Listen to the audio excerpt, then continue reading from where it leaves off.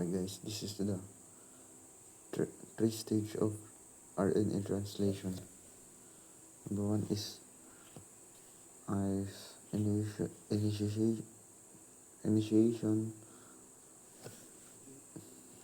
Doon po sa initiation is meron po tayong meron po tayo ditong small subunit and papasok po siya dito sa starting codon and magbibuild siya po ng magkoconnector po siya sa mga codon natin dito po sa taas po, sa baba doon sa mRNA, didikit siya doon and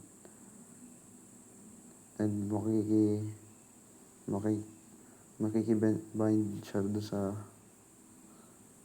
taas sa tRNA and yun lang po. Hindi hinahanap niya po yung code na AUG and dun pa siya sasama and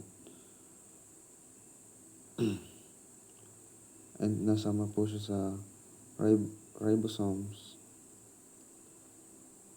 Nasama po siya sa ribosomes para gumawa ng protina and dun po tayo sa next po. Elongation, which means is meron pong malaki pong large subunit and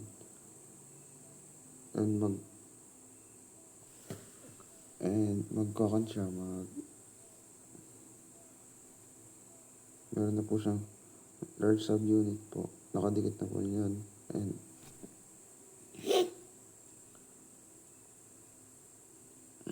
yung mga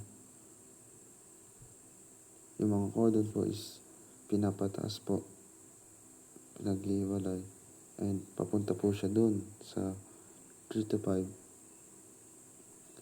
Pinupush niya po para maghanap po ng panibagong codon and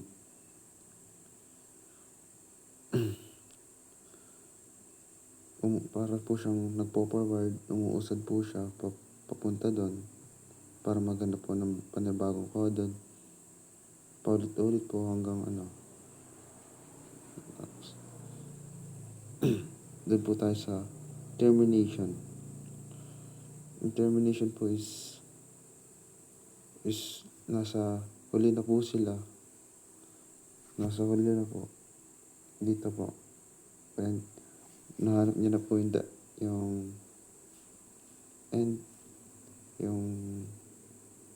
po. Dead end po.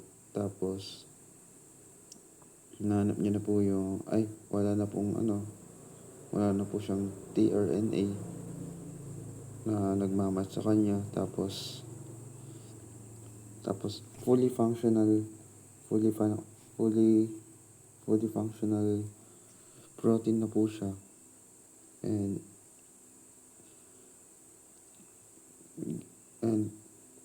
yun na po ang translation. Yun na lang po. Thank you po. Paano to?